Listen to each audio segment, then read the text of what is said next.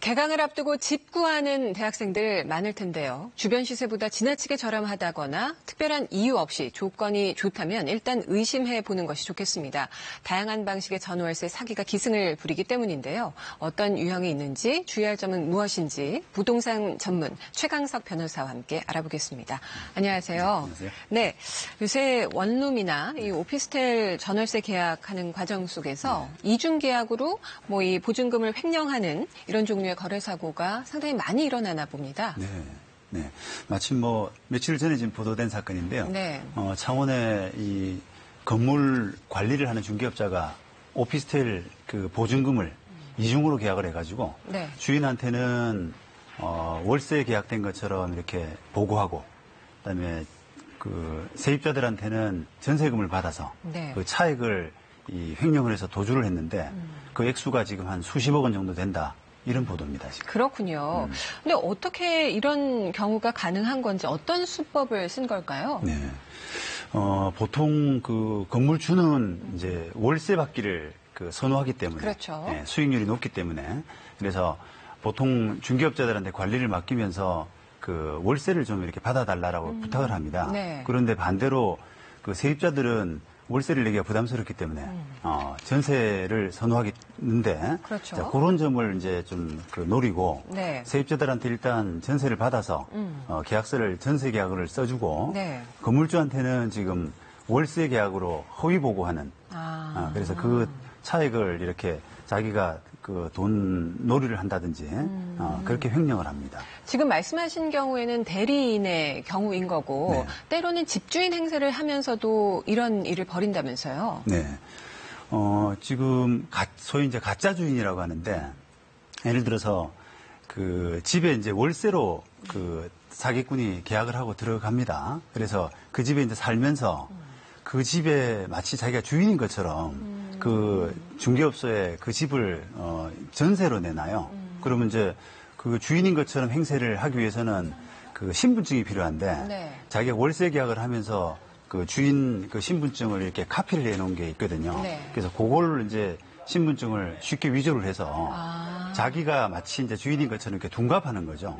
그렇게 해서 고액의 보증금을 받아가지고 자기는 집 비워주고 도망가 버리는 그런 소위 이제 가짜 주인 사기 사건도 있습니다. 그렇겠어요. 다가구에 자기도 임차인으로 거주하면서 그쪽 상황을 빤히 잘 아니까 네. 집주인 행세를 하는 그런 경우죠. 근데 이런 경우 세입자들이 보증금을 못 받는 건가요? 이제 경우에 따라서 조금 많이 다른데요. 네. 지금 우리 창원 사건처럼 일종의 이제 건물 관리를 위임받은 대리인하고 계약을 했는데 네. 그 주인 입장에서는 내가 전세 계약을 위임한 것이 아니라 월세 계약만 위임했기 때문에 그 위임 범위를 벗어나는 것이다. 그래서 나는 책임을 못 지겠다. 이렇게 이제 다투게 되는 것이고 네. 세입자 입장에서는 그래도 건물 관리를 위임한 것이 아니냐. 책임져라라고 하는 그런 이제 논쟁이 되는데 네. 그것을 법률적으로는 표현대리라고 하는 표현을 씁니다. 뭐라고요?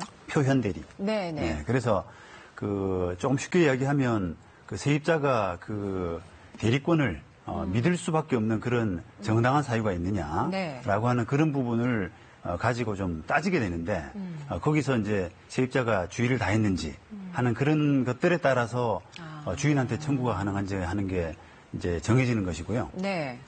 또 한편으로 이제 가짜 주인 지금 예를 들어서 월세로 이제 계약했던 사람이 사기꾼이 자기가 마치 집주인 것처럼 네네. 이렇게 계약을 했을 때 그런 일이 터졌을 때는 보통은 그 건물주의 잘못은 없다고 보기 때문에 그 건물주에게 그 보증금을 청구하는 것은 조금 힘들다고 판단합니다. 그렇군요.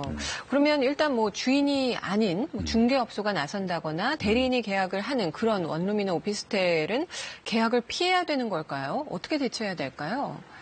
우리가 너무 이렇게 그 위임 관계라든지, 네. 그다음에 신분증 네. 이런 것에 너무 연연하는 경향들이 있습니다. 그래서 제가 좀 권해드리고 싶은 방법은 네. 가급적이면 본인을 좀 만나라. 만나라.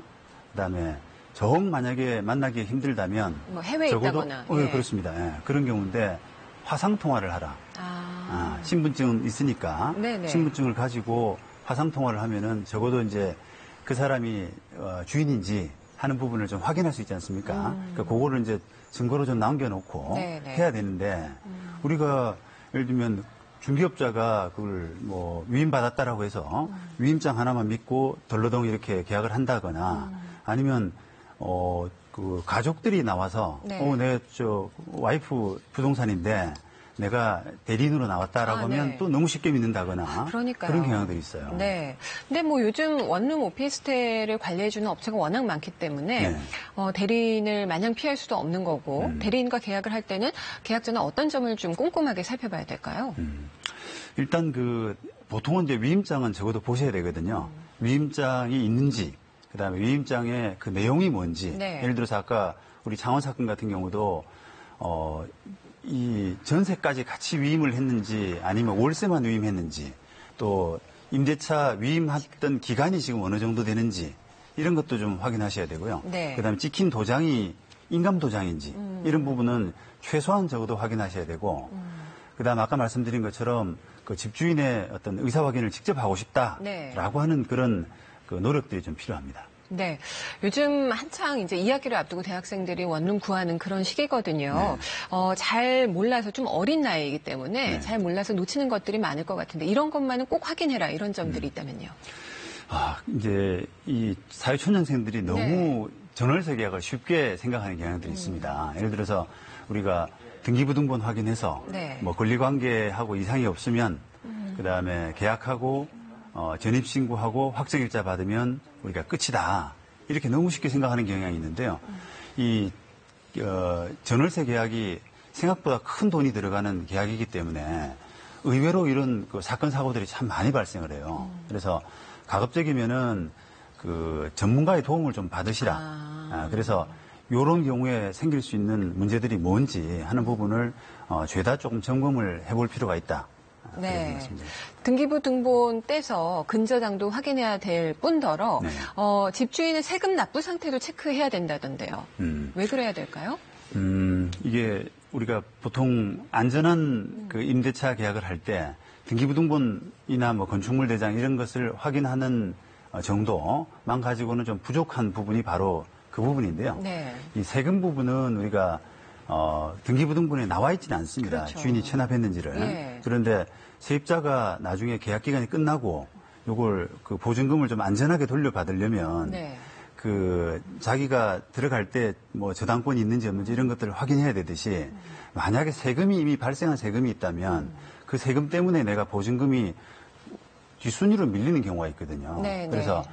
그런 부분을 이제 방지하려면 이미 그 발생한 세금이 있는지를 좀 체크를 해야 됩니다. 네. 그런데 그 부분은 이제 아쉽게도 지금 현행법상으로는 그 건물주, 그러니까 세금 체납자일 수 있는 건물주의 동의를 받아야만 확인을 할 수가 있는 부분이라서 건물주한테 조금 양해를 구해야 되는 부분이 조금 심정적으로 어려운 부분이죠. 네.